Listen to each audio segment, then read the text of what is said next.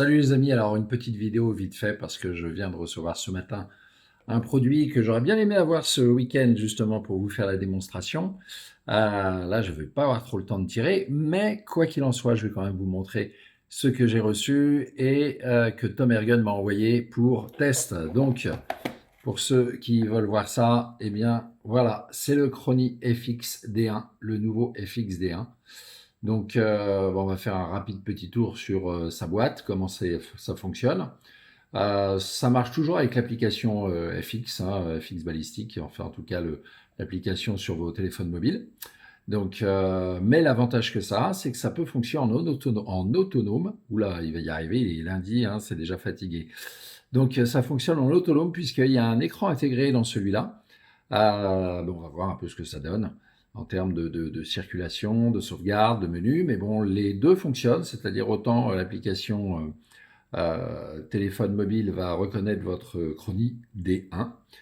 Et si vous n'avez pas votre téléphone, eh bien, c'est pas grave, puisque l'écran est intégré. Donc, le nouveau D1, après le Crony V1, le Crony V2, voici le D1 qui, ma foi, en rapport qualité-prix, se positionne super bien, puisque quand je vois le prix du V2 et le prix du D1, il y a 10 € d'écart à tout casser pour avoir un écran intégré. Voilà, la question, elle se pose même pas hein, à l'achat. Allez, on va tout de suite regarder ce qu'on a dans la boîte. Allez, nous y voilà. Donc la petite boîte magique. Hop, on va l'ouvrir tout de suite. Je fais tout d'une main. C'est la fête aujourd'hui. Jolie petite boîte, fort sympathique. Voilà. Alors qu'est-ce qu'on a ici? On commence par une petite notice d'explication. Tiens-la dans le bon sens. On va gagner du temps. Voilà. Comment en effet les différentes fixations qu'on a, la mise en marche. Enfin, c'est une mise en marche rapide, et puis un QR code qui va vous permettre d'aller regarder le manuel utilisateur. Donc c'est plutôt sympa, au moins on a directement les informations.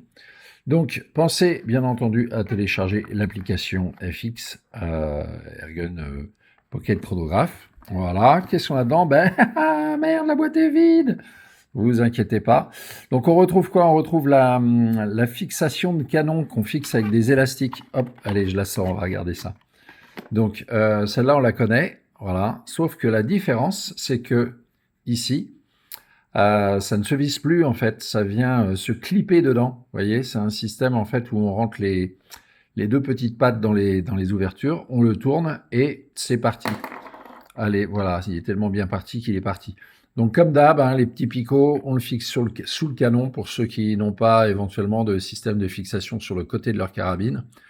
Et puis ça marche très bien. Moi je le fixais avec des chouchous, les élastiques pour les cheveux de ma fille, donc c'était plutôt pratique. Ok. Alors on a mieux puisque je vais vous le montrer en live. Moi ici j'ai la petite FX Compact M4, hein, donc vous l'avez vu. Et qu'est-ce que j'ai fait? Tout est dedans pour pouvoir, hop, le fixer sur le rail Picatinny latéral de cette Impact M4. Donc les deux accessoires là sont solidaires, vous voyez. Ici, vous pouvez en effet l'orienter comme vous voulez. Si je le tourne et que je le déclipe, je peux l'enlever. Et puis pareil ici, en fait, la fixation, elle est sur le côté Picatinny, mais j'ai juste à faire, par exemple, ça, et voilà, je peux l'emmener comme je veux.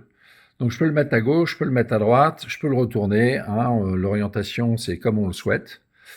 Voilà, on voit qu'il fait beaucoup de luminosité, hein, ça se voit bien sur l'écran. Donc plutôt simple, hein, la fixation sur le rail Picatinny, vous voyez, c'est un système de vis, voilà, qui est traversant et qui vient se fixer sur le rail.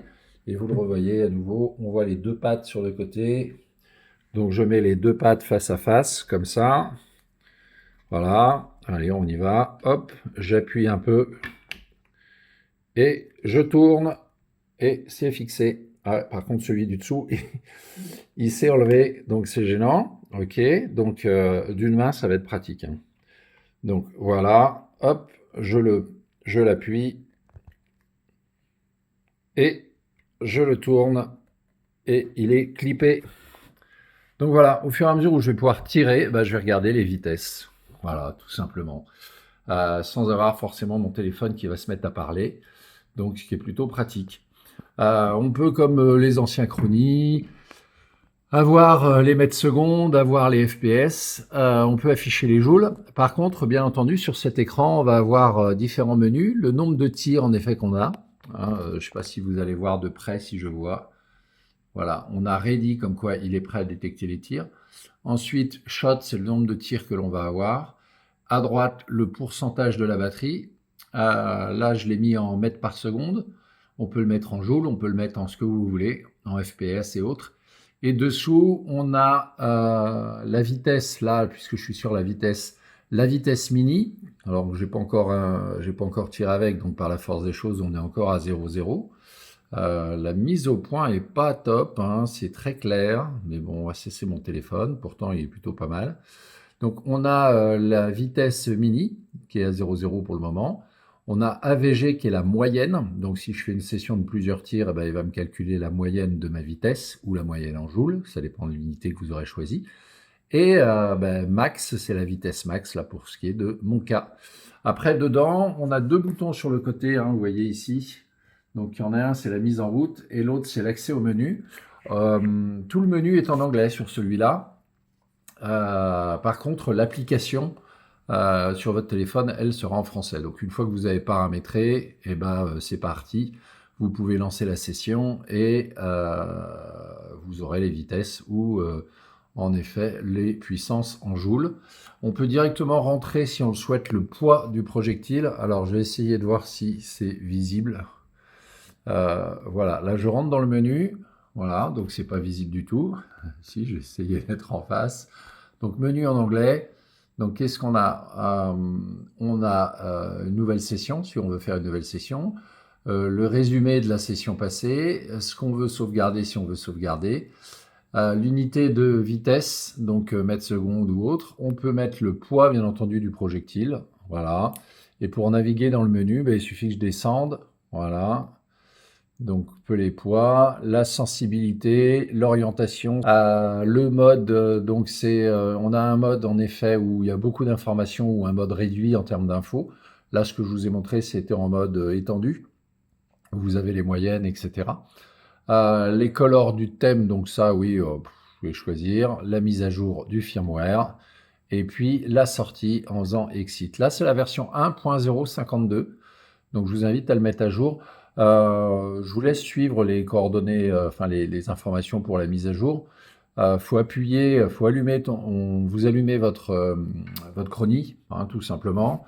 Vous allez sur l'application appli mobile de votre téléphone. Après, en fait, vous appuyez pendant plus de 10 secondes sur le bouton marche et il va se mettre en mode reconnaissance. L'appareil va se jumeler. Il faut laisser tout le temps votre doigt appuyé dessus pendant toute la mise à jour, même quand l'écran est éteint. Du coup, ça va charger la mise à jour. Vous allez voir progresser ça sur votre téléphone mobile. Comme quoi, il met à jour et il envoie les informations au Chrony.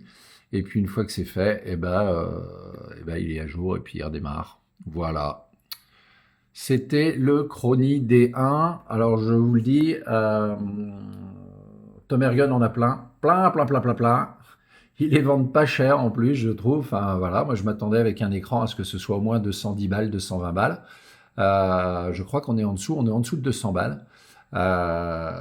Donc voilà, moi je trouve le truc pratique, pas encombrant. Pour une fois, ils ont tout mis avec en termes de fixation pour, bon, bien sûr pour les FX, bien entendu, mais ça peut se fixer un peu partout. Vous pouvez le fixer sur votre canon aussi, comme je disais, avec des élastiques. Et pour tout ce qui est setup, réglage ou autre, bah, c'est toujours intéressant de connaître la vitesse, parce que vous le savez comme moi, c'est ce qui va nous permettre de régler ensuite les tourelles de nos lunettes. Alors je trouve plutôt bien dans le sens où, voilà, mobile, il se balade avec la carabine, et pour nos sessions de réglage, c'est plutôt pas mal. C'est beaucoup moins encombrant que ce gros machin-là, mais bon, c'est pas la même utilisation du tout. Ah, mince, il n'y a plus de coca. Mais si, il y a du coca. Il y a toujours du coca chez Fozzy les Geeks. Voilà, c'était la petite présentation sympathique du D1. Voilà, faites vos courses, c'est l'heure ou jamais. Sur ce, je vous laisse. Et puis, je pense qu'on aura peut-être l'occasion de le tester en tir une prochaine fois. Mais bon, après, ce n'est qu'un chrony. Vous savez comment ça fonctionne, ces bestioles-là. Et si vous avez des questions, eh bien je suis preneur.